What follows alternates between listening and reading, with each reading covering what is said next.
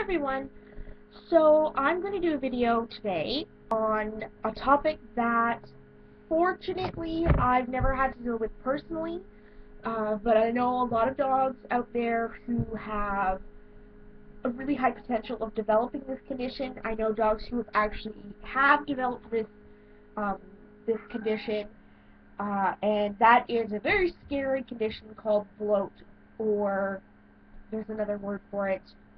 Um, of course, not going to come to my mind. Anyway, bloat is normally what you'll hear people call this condition, and essentially, there's two different kinds of bloat. There's bloat where the stomach will fill with gas and it will be released, or the stomach will actually twist on itself and nothing can come in, nothing can go out. So there are a few dog breeds that are prone to bloat.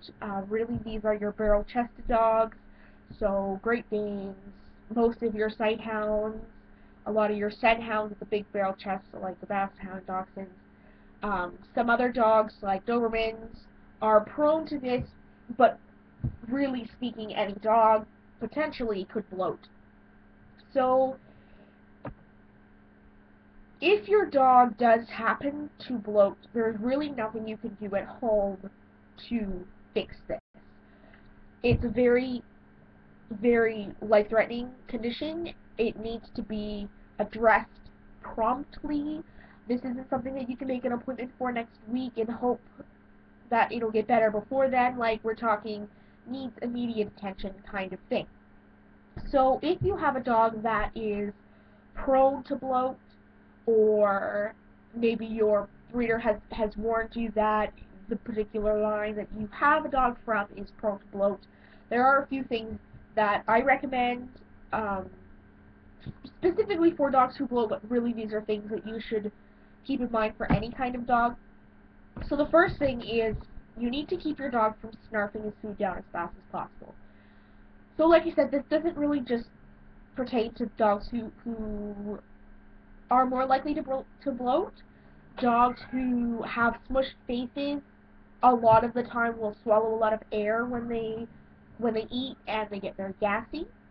So right off the hop, like it doesn't have to be just a bloat issue. If your dog eats too fast, there's potential for them to choke on their food.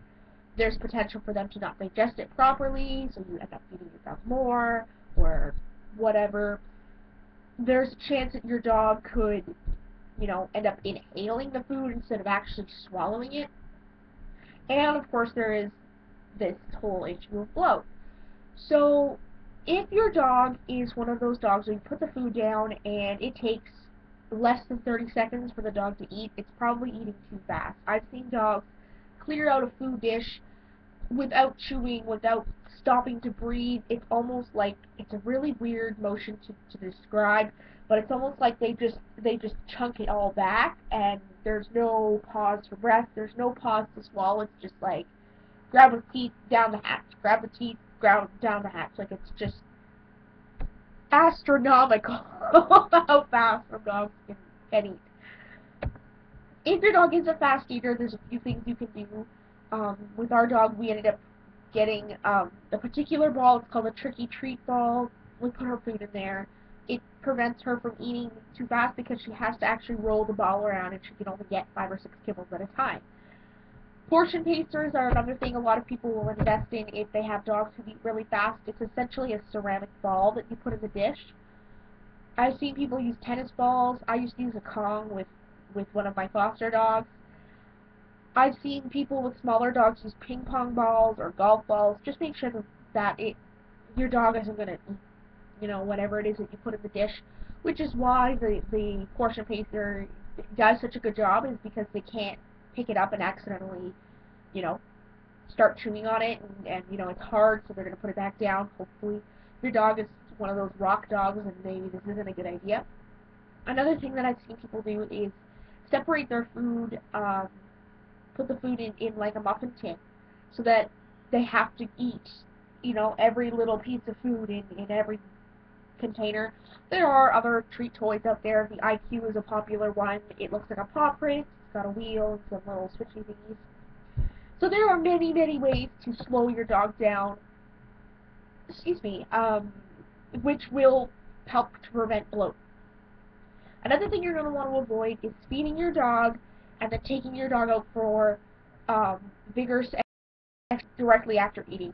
I don't suggest that you feed your dog before you exercise, period, regardless of whether your dog is prone to bloat. I always recommend that people take their dogs out for a run first and then feed their dog. And like I said, like my dogs we've never had an issue with bloat. They don't eat very fast, but it's not a risk that I'm willing to take. When I get home from work, I take the dogs out for a walk first, and then they have their meal. Or if we don't go out in the summer, I tend to wait a little later in the day before taking the dogs out. I'll usually go at about 8 or 9 at night.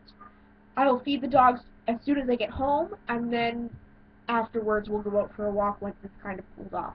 But I don't recommend you take your dog out to exercise for at least an hour after they've eaten, so that it has time to kind of digest it. It's not sitting in the stomach.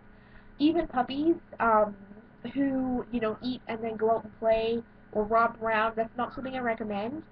They should be kept quiet in their kennel until they have had time to digest their food. If they're going to play really hard with one of their litter mates or one of their housemates, then it's probably not a good idea to let them run around right after they eat. This would be a good time to put them in the kennel. So those really are the two biggest reasons why dogs bloat. And like I said, I always recommend that people slow your dogs down when they eat.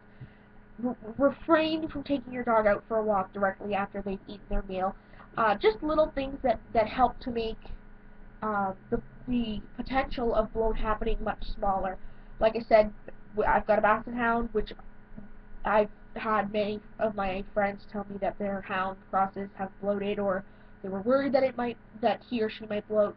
And I've never had a problem. We're very strict with our rules about when they eat and when they go out and play. So long as you kind of stick to those guidelines, you shouldn't have a problem. And trust me, little changes to your routine are so much better than the potential of your dog dying because you can't get them to the vet soon enough, or there's not enough money to go into an emergency surgery, which is essentially what this is. So, keep those things in mind if you're getting a dog that you know is prone to bloat, or you have a dog that's prone to bloat, or you have a dog that has bloated in the past. There are things that you can do to keep this risk much smaller and totally extend the life of your dog. So if you have any questions about bloat, please feel free to ask me. Put it down in the comments, send me a message, like I said. If you have any questions. I'm also looking for ideas to do videos on. I'm kind of running dry. If you have one of those, please feel free to ask, and I will do a video as soon as I can.